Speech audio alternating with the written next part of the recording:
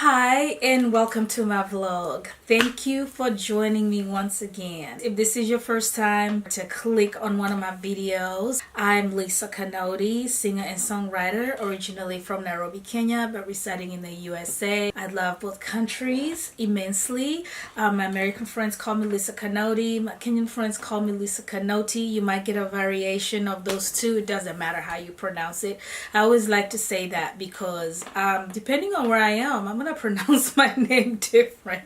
It just depends on who I'm around and what's going on. Today we have another cool story coming to you. If this is your first time on my vlog, I always say that first I'm a singer and songwriter, but I also like laughing and making people laugh, and then I like self-help. I'm a self-help junkie, so I love to do self-help topics as well. So if you're not new to my vlog, you've seen that I've probably utterly confused you, because 1 minute I'll do a video on how to beat depression, then I'll do a funny video that'll make you laugh, and then I'll do a video telling you a story of an experience in my life, and then soon I'm gonna start doing videos where I do cover songs and then also original songs.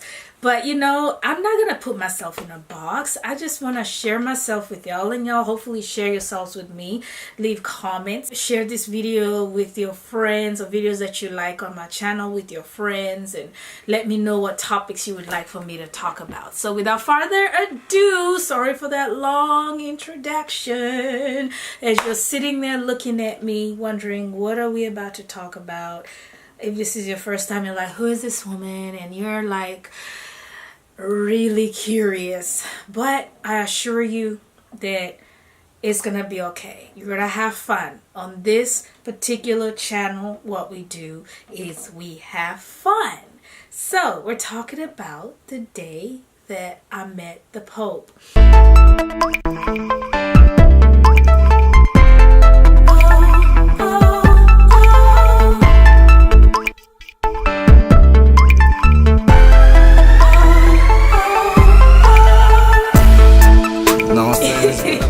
If you've watched the video about the day I met Muhammad Ali, you're probably automatically assuming that this is a story where I didn't really meet the guy. I saw him and he saw me, but I didn't shake his hand. If you haven't seen that video, check it out. But this is different. This is different. Actually, I don't want to spoil her, but yeah, this actually ends way better than the Muhammad Ali story. So here we go. I was, let's see, I think I was 12. Yeah, I think I was 11. Let's say 11. So, as you can tell by watching my vlogs, I love to talk, and I embrace that about myself, and I use it for the better good of the world and everybody in it. Even back then, I knew that I had that they call it gift of gab, is what people have told me. But then I decided to join debate club and public speaking club so that I could learn how to speak in public, how to express myself in front of a lot of people. This was a situation where it was a public speaking thing, and so we had to go and compete with other schools. I went to Nairobi River Primary School. If you went there, you know, we were in the city center of Nairobi, and I think it was in the city hall. I'm trying to remember where it was. And we had already competed with schools in our division or our area, and now it was the national competitions. The fun part about it is I wasn't number one, but I was number 2 in the nation as far as the kids my age. And so out of that came, one of the rewards for that was a trip to Italy, to Rome. Who would have known? Who would have known? One of the best experiences of my life. I felt so lucky. It was awesome. You know, we got a big bucket of laundry soap. My mom was happy about that. I felt like I finally was providing something for my family. And then, you know, we got the trip to Rome. So this was gonna be my first time out of the country. And like I said, I was 11 or 12, something like that. Comes time to go to Rome. We're gonna fast forward through this. Best time of my life, exciting. One of the best times of my life, exciting time.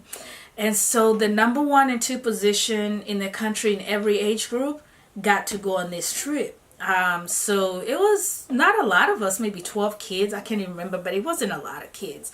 And our teachers, and my teacher, I mean, they were so excited. I had 2 debate teachers and they were so excited. I felt good that I did well, that I get to go and they get to go as well. I wished my parents and family would go, but it was fun to see how excited my teachers were about that. Wherever they are, I hope they remember that. I remember that very fondly. So we go to Rome. I think we stopped in Egypt, Cairo. One day I'm going to talk about what that experience was like. And then we landed in Rome. And when we got to Rome, oh my gosh, beautiful city, beautiful country, beautiful people, beautiful language, Italian. And one of the things that I remember about being in Italy was, you know, they are so proud of their language that, you know, whenever we'd go in a store and I'd say, how much is this? They say, "Spica Italiano." You know, they want you to speak Italian to them. They spoke English. They knew what I was saying, but they love their language. They're like, "You speak Italiano." You know, they want you to speak Italian. So anyways, fast forward again. One of the things that you have to do when you go to Rome, that most people do when they go to Rome, is you go to the Vatican. The cool thing about the trip to Rome is we stayed in a convent, and boy, I'll tell you, one thing I remember about Italy is their food. Mucha bella. I don't know if I'm speaking Italian right now when I say mucha bella. The food was so good. It was so good. And then the sisters actually prepared the food. It was weird for me staying in a convent because I'm not Catholic. I know y'all see me wearing cross earrings. I don't have those today. Or wearing this right here. I just like that kind of jewelry. I have, it's a long story. That's another story for another day. Long connection with those types of jewelry. But I am not a Catholic. So, and this is what's going to make this story so funny and so interesting. But yeah, so we stayed in a convent, and I had some of the kids were with Catholics. Actually, one of my teachers, debate teachers, or public speaking teachers, was a devout Catholic. So here we are in Rome, and they are dying. I'm so happy just to be outside of the country and to be traveling for the first time in my life. But for them, it meant more than that. For them, it was Rome. It's like the Mecca of Catholics. This is Rome, their home, you know. So I could understand the excitement that they had. But now, so comes the day to go to the Vatican, and we go to the Vatican. And if you've been to the Vatican, you know that the Pope, you get to see the Pope. He gets to stand up there and he talks, and the Pope is this guy that he knows almost all the main languages of the world. That was the thing that was very interesting. I'm going to go into that in a few seconds. But so if you've been to the Vatican, you know that the security is tight. I feel like the Pope his security is more intense than the President of the United States. That's how his security is. Just the thing you see him riding in when they do those parades, and is this glass? It's a bulletproof glass. Everywhere he goes, he has guards, and they check everything and make sure they check the tables, they check under the benches, they check everything. So we're at the Vatican. They checked us, and then the room we were gonna go into, the chapel we're gonna go into, which was huge and beautiful. I want to say Michelangelo did the paintings on that. Can't even remember the name of the chapel. I was 11, guys, but I haven't been to Rome since. But it was huge and beautiful. But I remember seeing all these guards just doing the little thing under the chairs, like they were checking for bombs or something, and they had dogs in there. I mean, they were checking for everything. I mean, the security was amazing. So anyway, we get in there, and it's like a church. It's a chapel, but it's huge. You all have seen pictures of those chapels in Rome. In fact, I don't even think I should call it a chapel, because that makes it sound like it's small. I just can't think of the word right now. But it's huge, and all these benches, and this is where the Pope is going to be. He's going to be in the front, okay? He's going to be in the front. So we all go in, and they tell us we can go in now. We go in, and we get in the benches and stuff. And the fellow students are excited, the ones that are Catholic. My teachers are excited, the ones that are Catholics. I was excited even though that I'm not Catholic, but not even close as excited as they were. But when I tell you what happened next, you're going to be like, what? And if you're Catholic, you're going to be like, not fair. So then the organs start, and now we know that something is about to happen. And whenever I went to Catholic church with my friends who are Catholic, my favorite part used to be that when the service is about to start and the organs go, and the organs are really powerful, and then you see the priest come in, and sometimes the priest is singing or the altar boys are singing, and in Kenya it would be in Swahili, like, you know, Bwana we nanyi awe pia nawe. You know, the music is amazing, and it's a cappella, so it makes it so amazing in a Catholic church.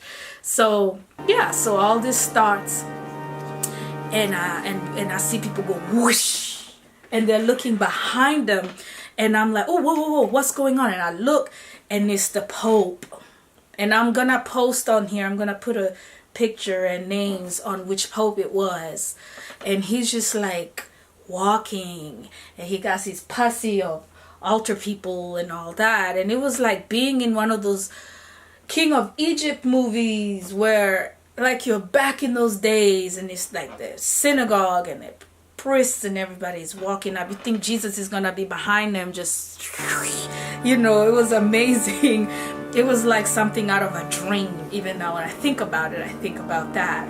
And then so here's the Pope, and he's walking, and I notice people going to the ends of the benches, and they're like, ooh, ooh, ooh, and they put their arm out there, and he walks by, and he's touching their hands as he walked by. It was almost like a rock star concert, only it was the Pope, and they're just like, touch my hand, and he's like Michael Jackson. He's like, wow, and they're like, oh my gosh, you touched me. It was the most amazing thing ever.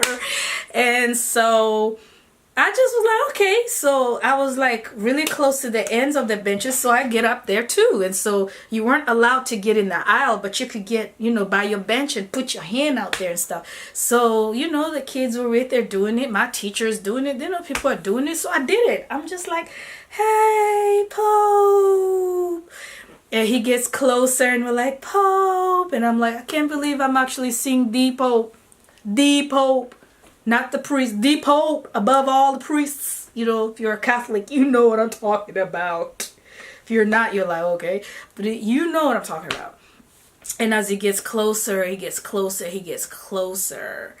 And then he gets to where we are, and all our little hands are out there. And guess whose hand he grabs? Lisa's hand. Y'all know how much I love stuff like this. You know, I'm always like, when I make these videos, I'm like, somebody's sitting there going like, oh my gosh, why is she so starstruck? She's always talking about people she's met. But you know, those are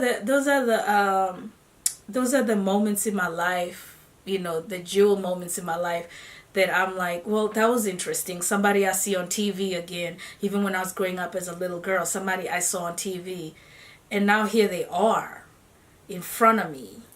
You might say you're not starstruck, but I'm telling you that, especially coming from a country so far away from Rome and from the US, so meeting these types of people, I'm like, wow, I'm out of my comfort zone. Like I've traveled, like I'm there, I'm right in front of them. So he grabs my hand, and I'm like, and his hand, I'm like, oh wow. And you know, sometimes when he'd grab your hands, he would kiss my hand. And I'm just like,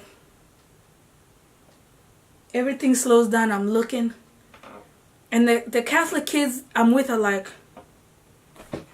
and my teachers are like, it's really amazing.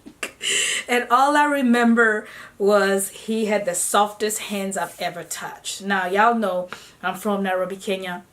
but we travel to the country a lot to visit my grandma. And one of the ways the people in that country would tell if you are a city person or you're a country person is if they shook your hand and your hands were soft, they'd say, "You've never tilled land a day in your life.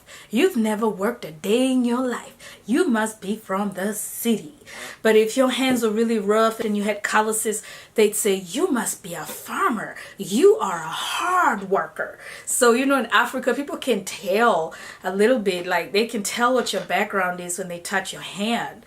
And his hands were the softest hands I've ever touched. And now, if I was to be judgmental and come from where I'm from and say, I'm going to judge him by his hands, I'd be like, "Pope, you've never worked a day in your life. You've just been protected all your life. You haven't really done any work. Your hands haven't seen life." Like his hand, and he was old at that point, and his hands were super soft, super soft. Isn't that the crazy thing? That's all I remember about him. His hands were super soft. So anyway, so he moves on, and another kid grabbed me. "Oh my God, he touched you!" And I'm like, "What?" My teacher's like, "Oh my God, he touched you." I'm like, "What?" Because I didn't know what that meant at the time. And so we sit there and we watch him make his speech, and the Pope makes his speech in so many different languages. He'd make it in English, in French, depends on who are there, Swahili. I mean, he speaks so many different languages. It's crazy. It's really crazy watching it. I was just sitting there like, wow. There are people from France, so he did the speech in French, and then he did a speech in Swahili for us, then he did the speech in English, then he did the speech in German. They did a speech in so many ways. So it was a long, we were there for a long time, but it was so exciting that we weren't bored. We were just looking around like, "Oh my gosh, these little Kenyan kids in Rome," and it was just awesome. So the day ends, and I remember the bus ride back to, I don't know, the convent we were staying in. I just remember my teachers who were Catholic and the kids were Catholic being excited for me and slightly annoyed with me because I didn't understand just the depth of what had just happened. They were like, "I wish it was me that he had touched." I mean, they were trying to touch me like, you just got blessed. Your life is going to be amazing. You just got touched by the Pope. And then they're saying that, I'm thinking about the lady that touched the hem of Jesus' garment. I'm like, is it that deep? Is it like that deep? And they're looking at me like, "Yeah, you don't understand. When the Pope touches you and kisses your hand, you're blessed. You are blessed." And I was like, "Wow, that's great." And they're like, "No, you don't understand because you're not a Catholic." And then they would get like really mad at me, and they're like, "Why did that have to happen to you? You're not a Catholic. It should have happened to me or to somebody that's Catholic." And I would just laugh, and I'd be like, "Yeah, maybe that's why it happened." Because sometimes things like those happen to people who are least aware of what's going on or what's about to happen. It's just life is funny like that. The universe will play jokes like that on people. So that, people, is the story of the day that I met the Pope. This time I did shake the person's hand that I'm telling you that I met. Again, if you haven't watched the video about the day that I met Muhammad Ali, you may not understand why I'm saying this. If you haven't, go watch it and then come back and you'll understand. If you watched it, then you know why I'm saying this. This time I did. And it was amazing. I just thought I would share the story with y'all. But I would like to bring this to an end and say thank you again for joining me. I want to say this. I really appreciate you. If you're one of those people that's been watching my videos every time I post it and you're subscribed to the video, I recognize that you are here for me, and so I'm here for you, and I really, really, really, really appreciate it. Just you subscribing allows me to bring more videos to you, allows me to feel like, let me put more materials out there because there's somebody out there that's looking forward to it. Just to give me an opportunity to brighten your day. So I would like to say that if you haven't subscribed and you're sitting there and you're realizing how much you enjoyed this video, give me an opportunity to brighten your day. Subscribe and click on it's a bell, I think, bell next to the subscribe button, so that every time that I post a video, you get it right away and you do not miss out on this fun stories. Also, Click like if you liked it, share it with your friends, share it on your Facebook page, share it with anyone whose day you'd like to brighten up. If you have any Catholic friends, I encourage you to share this video with them. Otherwise, thank you so much for joining me. Have a wonderful day or evening or night wherever you are in the world, and shout.